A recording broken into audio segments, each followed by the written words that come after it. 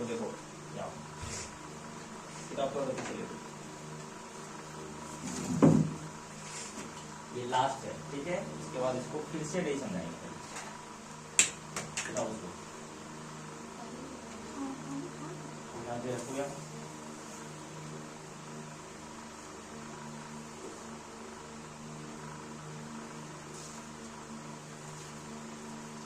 चलो देखो ये प्राकृतिक संख्या, ठीक है। सबसे पहले क्या बताया कि थे कि गणित जो है ना उसको जो है ना 3 भागों में बांटा गया है। गणित को कितना कितना भागों में? 3 भागों में। कौन कौन? बीजगणित, रेखागणित और अंकगणित। रिकॉल करो, ठीक है। कल बताए थे ना, रेखागणित, बीजगणित और अंकगणित। अंकगणित में क्या करते हैं हम लोग? अंक के साथ खेलते हैं, ठीक है। अंक का प्रयोग होता है उसमें, कोई कुछ भी चीज करने के लिए किसका प्रयोग होता है उसमें? अंक का। और रेखागणित में रेखा का अध्ययन करते हैं हम लोग, समांतर रेखा, वक्र रेखा, किरण, ये सब बिंदु, ये सब पढ़ते हैं ना, वो किस गणित में पढ़ते हैं हम लोग? रेखा गणित में। रेखा गणित में किसका अध्ययन करते हैं? रेखा का। अंक गणित में किसका अध्ययन करते हैं? अंक का, ठीक है। और उसी तरह बीज गणित में चर एवं अचर दोनों का जो समीकरण होता है उसे सब काम करते हैं ना। तो हम लोग रेखा गणित सबसे पहले पढ़ रहे, तो प्राकृतिक संख्या किसको कहते हैं? गिनती की संख्या को प्राकृतिक संख्या कहते हैं। प्राकृतिक संख्या किसको कहते हैं? गिनती की संख्या को प्राकृतिक संख्या कहते हैं। जैसे 1 2 3 4 5 डॉट डॉट डॉट गिनती हम लोग किससे स्टार्ट करते हैं? 1 2 से करते हैं ना, 1 2 3 4 5 6 इसी तरह गिनती स्टार्ट करते हैं ना हम लोग, ठीक है। तभी ये गिनते हैं हम लोग क्या? 0 1 2 3 4 ऐसे गिनते हैं क्या?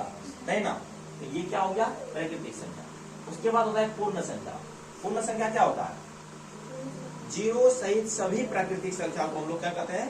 पूर्ण संख्या कहते हैं। 0 सहित सभी प्राकृतिक संख्या को हम लोग क्या कहते हैं? पूर्ण संख्या, ठीक है। तो पूर्ण संख्या देखो क्या होता है? पूर्ण संख्या 0 सहित सभी प्राकृतिक संख्याओं को एक पूर्ण संख्या कहते हैं। तो 0 उसमें शुरू में लगा दिए तो पूरा क्या बन गया? पूर्ण संख्या बन गया, ठीक है। जैसे यहाँ एग्जाम्पल दिया हुआ है 0 1 2 3 4 5 6 7, ठीक है। उसके बाद यहाँ आता है पूर्णांक संख्या। तो पूर्णांक संख्या को तो देखो संख्याएं 2 प्रकार की होती है, एक धनात्मक दूसरा ऋणात्मक। एक धनात्मक दूसरा ऋणात्मक। तो धनात्मक संख्या किसको कहते हैं? वो जैसे उसको हम लोग कहते हैं, ऐसे समझने के लिए बोलते हैं जमा, ठीक है, या हाँ जमा। और ऋणात्मक संख्या को हम लोग कर्जा बोल देते हैं, ठीक है, समझने के लिए अच्छा से कि धनात्मक संख्या क्या हुआ? जमा। ऋणात्मक संख्या क्या हुआ? कर्जा। और 0 क्या हुआ? कुछ नहीं, ना जमा ना कर्जा। तो इन सब के जो सम्मिलित रूप होते हैं ना, उसी को हम लोग क्या कहते हैं? पूर्णांक कहते हैं, ठीक है। अब देखो सम संख्या किसे कहते हैं? सम संख्या वह संख्या जो 2 से पूरा पूरा कट जाए, उसको क्या कहते हैं हम लोग? सम संख्या। वह संख्या जो 2 से पूरा पूरा कट जाए उसको क्या कहते हैं? सम संख्या। जैसे 2 4 6 8 9 है क्या? नहीं है ना, 10 है क्योंकि 10 2 से पूरा पूरा कट रहा है इसलिए 10 है, ठीक है। अब एक विषम संख्या किसे कहते हैं? विषम संख्या किसे कहते हैं? वह संख्या जो 2 से पूरा पूरा ना कटे। वह संख्या जो 2 से पूरा पूरा ना कटे उसको क्या कहते हैं हम लोग? विषम संख्या, ठीक है। वह संख्या जो 2 से पूरा पूरा ना कटे उसे क्या कहते हैं? विषम संख्या। जैसे 1 3 5 7 9 डॉट डॉट डॉट होते जाएगा इधर, ठीक है। 8 विषम संख्या है क्या? नहीं है। 9 है। 10 नहीं है। 11 है, ठीक है। उसके बाद है भाज्य संख्या। भाज्य संख्या किसे कहते हैं? भाज्य संख्या कल लिखाए थे कि वह संख्या जो एक एवं स्वयं के अलावा किसी औरों से भी कटे, मतलब एक और स्वयं के अलावा उसका कोई और भी गुणनखंड हो, ठीक है, उसको क्या कहते हैं हम लोग? भाज्य संख्या। तुम लोग गुणनखंड नहीं समझते होगे, इसीलिए हम बोलते हैं कि औरों से कटे, ठीक है। ऐसे उसका परिभाषा होगा कि वह संख्या जो एक एवं स्वयं के अलावा और किसी का गुणनखंड हो, कोई और संख्या उसका गुणनखंड हो, उसको क्या कहते हैं हम लोग? भाज्य संख्या। तो ऐसे डायरेक्ट लिख सकते हैं हम लोग, भाज्य संख्या वह संख्या होती है जो एक एवं स्वयं के अलावा किसी और से कटे, ठीक है। ऊपर चल के बैठो, उसको क्या कहते हैं? भाज्य संख्या। रुको नीचे ही बैठो, उसको क्या कहते हैं? भाज्य संख्या कहते हैं, ठीक है। हिलाना नहीं उसको, बंद करें। अब देखो अभाज्य संख्या किसे कहते हैं? अभाज्य संख्या कहते हैं वह संख्या जो एक एवं स्वयं के अलावा किसी और से ना कटे, उसे क्या कहते हैं? अभाज्य संख्या। वह संख्या जो एक एवं स्वयं के अलावा किसी और से ना कटे उसे क्या कहते हैं? अभाज्य संख्या। रोज का क्वेश्चन, इसी तरह रोज क्वेश्चन आएगा तुम लोग के पास, ठीक है।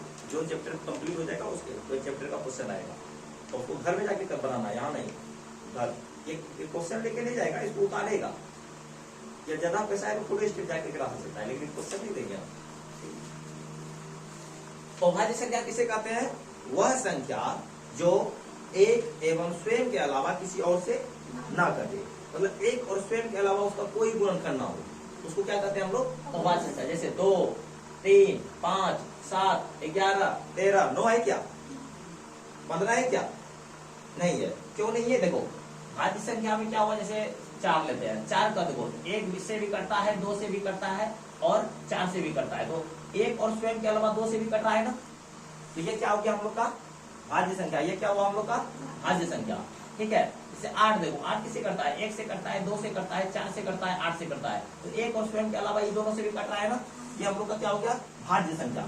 और भाज्य संख्या देखो, और भाज्य संख्या क्या है कि जैसे 2 किससे करता है? 1 और 2 से करता है, उसके अलावा किसी से करता है क्या? नहीं। तो एक और स्वयं के अलावा एक किसी और से नहीं करता है, ये क्या हो गया? अभाज्य संख्या। जैसे फिर देखो 7 किसी किसी करता है? 1 से करता है और 7 से करता है, मतलब एक और स्वयं के अलावा किसी और से कट रहा है क्या? नहीं। तो ये क्या हो गया? अभाज्य संख्या। अब 9 देखो, 9 क्या होता है? 1 से करता है, 3 से करता है, 9 से करता है, मतलब 9 और 1 के अलावा भी ये 3 से कट रहा है, ये क्या अभाज्य संख्या है या नहीं है? नहीं है। ये है ना, समझ में आ गया? भाज्य संख्या अभाज्य संख्या कॉन्सेप्ट क्लियर? कोई दिक्कत किसी को? नहीं ना?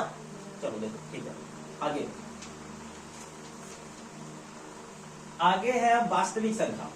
तो वास्तविक संख्या क्या बताए थे हम?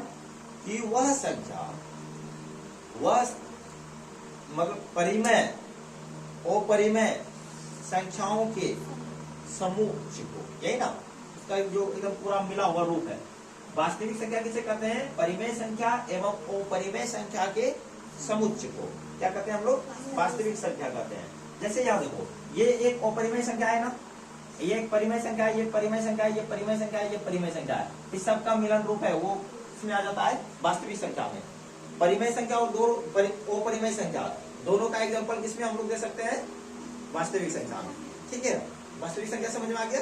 चैप्टर का नाम दिया है ना वास्तविक संख्या, समझ में आ गया ना? अब देखो वास्तविक संख्या में परिमेय संख्या और अपरिमेय संख्या के समुच्चय को कहते हैं। अब क्वेश्चन आएगा कि परिमेय संख्या किसे कहते हैं? आएगा ना? तो परिमेय संख्या किसे कहते हैं?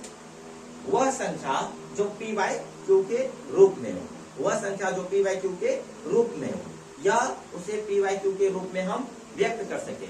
वह संख्या जो p बाय q के रूप में हो या उसे हम p बाय q के रूप में व्यक्त कर सके, उसे हम लोग क्या कहते हैं? परिमेय संख्या। जैसे देखो, जैसे आपको 2/3 है, ये परिमेय संख्या है। ये ऊपर वाला क्या हो गया? अंश, ये नीचे वाला हर, ये मान लीजिए p है, ये q है। ठीक है, तो ये p बाय q है ना? है या नहीं? p बाय q के रूप में है, तो ये परिमेय संख्या है। और दूसरा कंडीशन क्या है? p और q पूर्णांक को 2 पूर्णांक है या नहीं? यहाँ देखो 2 पूर्णांक है या नहीं? है। 3 पूर्णांक है या नहीं? है ना? दोनों कंडीशन ये फॉलो हो गया इसमें। अब तीसरा कंडीशन क्या है? q बराबर 0 नहीं होती। q जो नीचे वाला है ना, q बराबर कितना है? 3 है, तो q बराबर 0 यहाँ है क्या? नहीं है। ये क्या है? क्या है? परिमेय संख्या है ना? परिमेय संख्या किसे कहते हैं? वह संख्या जो p बाय q के रूप में हो या p बाय q के रूप में व्यक्त किया जा सके और q बराबर 0 नहीं हो, q बराबर 0 नहीं हो, उसे क्या कहते हैं? परिमेय संख्या कहते हैं। अच्छा एक चीज बताओ जल्दी, कि ये 3 परिमेय संख्या है या नहीं? 3 परिमेय संख्या है या नहीं? नहीं है। अपरिमेय है? नहीं, परिमेय है। ऐसे है, हम क्या बोले? जो p बाय q के रूप में हो या उसे p बाय q के रूप में व्यक्त कर सके। तो ये p बाय q के रूप में नहीं है, लेकिन इसको व्यक्त तो कर सकते हैं। नीचे कुछ नहीं तो एक डाल सकते हैं या नहीं? डाल सकते हैं ना? ये p बाय q के रूप में व्यक्त हो गया ना? 3 भी पूर्णांक, 1 भी पूर्णांक, दोनों पूर्णांक हो गया ना?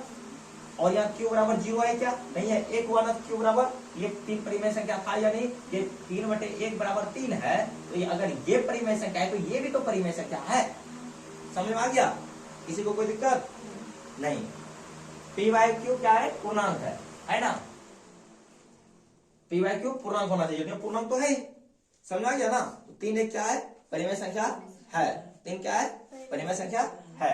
कोई दिक्कत नहीं ना? अब अपरिमेय संख्या किसे कहते हैं? वह संख्या जो परिमेय नहीं हो, उसे क्या कहेंगे? अपरिमेय संख्या। तो परिमेय के साथ जो जो सिद्धांत था, वो सिद्धांत अगर किसी संख्या में फॉलो नहीं होता है, उसको क्या कहेंगे हम लोग? ये अपरिमेय संख्या है। ठीक है, समझ आ गया। जैसे कहेंगे कि मानो कि ये गाय है खराब, ठीक है, कहेंगे नहीं बोलो ये उजला बकरी है, ठीक है, तो हम क्या करेंगे, गाय में जो जो चीज होता है उसको मिलाएंगे, ठीक है, अगर नहीं मिला कहेंगे ये बकरी है, अगर मिल गया कहेंगे गाय है। समझ में आया। तो परिमेय संख्या, अगर कोई संख्या दिया रहेगा पहले देखेंगे कि ये परिमेय है या नहीं, परिमेय में जो जो सिद्धांत है उसको मिला लेंगे, ठीक है, अगर नहीं मिला तो कहेंगे ये वो परिमेय है। समझ आ गया ना, सेम वो गाय बकरी की तरह। समझ में आ गया, कोई दिक्कत नहीं। अब देखो, अब कहते हैं लोसो किसे कहते हैं, लघुत्तम हम लोग बनाते हैं ना, लोसो, लोसो का फुल फॉर्म क्या होता है, लघुत्तम समापवर्तीय, लघुत्तम समापवर्तीय। इसको इंग्लिश में शॉर्ट में लिखते हैं LCM, इसको इंग्लिश में शॉर्ट में क्या लिखते हैं, LCM। ये मोसो का फुल फॉर्म क्या होता है, महत्तम समापवर्तीय, मोसो का फुल फॉर्म क्या होता है, महत्तम समापवर्त। इसको इंग्लिश में शॉर्ट में क्या लिखते हैं, HCF। इसका फुल फॉर्म होता है लोएस्ट कॉमन मल्टीपल, इसका फुल फॉर्म क्या होता है, लोएस्ट कॉमन मल्टीपल। इसका full form highest common factor, इसका फुल फॉर्म क्या होता है, लोएस्ट कॉमन मल्टीपल, इसका हाईएस्ट कॉमन फैक्टर, ठीक है, lowest common multiple, highest common factor. अब यहाँ देखो वर्ग, ठीक है, पहले लोसो का परिभाषा ले, तुम लोग लिख लिया ना, जो नहीं लिखे लिख सकती है। देखो लोसो किसे कहते हैं, देखो वह संख्या, वह छोटी से छोटी संख्या, तुम दोनों लिखिए ना, दोनों से लिख लेंगे, हम बता देते हैं इसे, ठीक है। इसका होगा वह छोटी से छोटी संख्या जो दिए गए सभी संख्याओं से पूरा पूरा कट जाए, वह छोटी से छोटी संख्या जो दिए गए सभी संख्याओं से पूरा पूरा कट जाए। जैसे कहेंगे कि 4, 6 और 2 का एलसीएम निकालो, इसका एलसीएम क्या निकलेगा, निकालो, 2 या 3 होगा या 1 होगा, यहाँ कुछ किसी से नहीं कटेगा, 3 1 3, 3 2 6, 6 2 12, 12 हुआ ना, ठीक है। तो यहाँ देखो एलसीएम में 12 निकला ना, वह छोटी से छोटी संख्या जो दिए गए सभी संख्या से कट जाए। तो दिया गया संख्या क्या था, 4 6 2 था, है ना। तो ये देखो 12 जो है 4 से भी कट रहा है, 12 जो है 6 से भी कट रहा है, और 12 जो है 2 से भी कट रहा है, तो मतलब इसका एलसीएम ये सही है ना, समझ आया। अब देखना डायरेक्ट बिना मतलब हल किए भी तुम लोग बता देगी। जैसे देखो 8 6 12, इसका एलसीएम क्या होगा, 8 होगा क्या, नहीं होगा, 6 होगा क्या, नहीं होगा, 12 होगा क्या, नहीं होगा। जब ये तीनों में से कोई नहीं होगा, जरूर है कि ये जो बड़ा वाला है इसके मल्टीपल में कुछ होगा। 24 होगा क्या, 24 को 6 से भी कट रहा है, 8 से भी कट रहा है, 12 से भी कट रहा है, 24 इसका हो जाएगा, निकाल के देखो 24 हो जाएगा इसका। 2 से 4 बार में, 3 बार में या 6 बार में, फिर यहाँ 2 से 2 बार में, 3 बार में या 3 बार में, फिर 3 से कटेगा, 2 बार में, 1 बार में, 1 बार में, 3 2 6 14 12 12 2 24, ठीक है, आया ना, समझ में आ गया कि वह छोटी से छोटी संख्या, वह छोटी से छोटी संख्या जो दिए गए सभी संख्याओं से कट जाए, पूरा पूरा कट जाए, उसको क्या कहते हैं हम लोग, एलसीएम, ठीक है। अब एचसीएफ किसे कहते हैं, कि वह छोटी से छोटी, वो बड़ी से बड़ी संख्या, एचसीएफ में क्या होगा, वह बड़ी से बड़ी, हाईएस्ट कॉमन फैक्टर है ना, बड़ी से बड़ी, ठीक है, वह बड़ी से बड़ी संख्या जिससे, इसमें क्या था, जो, इसमें क्या बोले थे, जो उन दिए गए संख्या से कट जाए, इसमें क्या होगा, वह बड़ी से बड़ी संख्या जिससे दिया गया सभी संख्या कट जाए, उसको क्या कहेंगे, एचसीएफ, उसको क्या कहेंगे, एचसीएफ। जैसे देखो यहां, जैसे देखो 2 4 6 का एचसीएफ निकालना है, ठीक है, एचसीएफ निकालना है, तो 2 भागा 4 करते हैं, 2 दूना 4 कट गया, 2 भागा 6 करते हैं, 2 तिया 6 कट गया, एचसीएफ इसका कितना निकला, 2 निकला, निकला ना। तो यहां देखो 2 से 2 भी कट रहा है ना, और 2 से 4 भी कट रहा है ना, और 2 से 6 भी कट रहा है, मतलब इधर देख रहे थे इससे ये कट रहा है या नहीं, इधर देख रहे हैं इससे वो कट रहा है या नहीं, समझ में आ रहा है लगा, ठीक है। तो समझ में आ गया, मोसो किसे कहते हैं, वह बड़ी से बड़ी संख्या जिससे दिए गए सभी संख्या पूरा पूरा कट जाए। वो एरिपक उधर दे दो, वो लोग उतार लेंगे क्वेश्चन, घर से बना के आना है उसको, अभी उतारो सीट, तो रोज इसी तरह मिलेगा, ठीक है, रोज का रोज, जो टॉपिक खत्म होगा उस टॉपिक से रोज। ये अब है वर्ग संख्या किसे कहते हैं, और ये जो लिखेगा जिस कॉपी में ना, उस कॉपी को फेंकना नहीं, क्योंकि तुम बाद में मिलाना एग्जाम में, इसी में से क्वेश्चन आएगा, जो क्वेश्चन आएगा इसी में से आएगा, ठीक है, इसको फेंकेगा नहीं, इसको अच्छा से रखेगा। अब एक वर्ग संख्या किसे कहते हैं, ठीक है। तो वर्ग संख्या किसे कहते हैं, किसी संख्या को जब उसी संख्या से गुणा करते हैं हम लोग, तो हम लोग को क्या संख्या प्राप्त होती है, वर्ग संख्या प्राप्त होती है। किसी संख्या को जब उसी संख्या से गुणा करते हैं तो हम लोग को क्या प्राप्त होता है, वर्ग संख्या। जैसे 2 का स्क्वायर बराबर होता है 2 गुना 2 बराबर कितना होगा 4। 3 का स्क्वायर बराबर इसका वर्ग क्या निकलेगा, 3 गुना 3 बराबर 9। समझ में आया, कोई दिक्कत। √2 का स्क्वायर बराबर होगा √2 गुना √2 बराबर 2। समझ में आया, कोई दिक्कत किसी को नहीं, कोई दिक्कत नहीं ना, हो गया कंप्लीट, ठीक है। तो इसको मिटा दें, चलो मिटा देते हैं।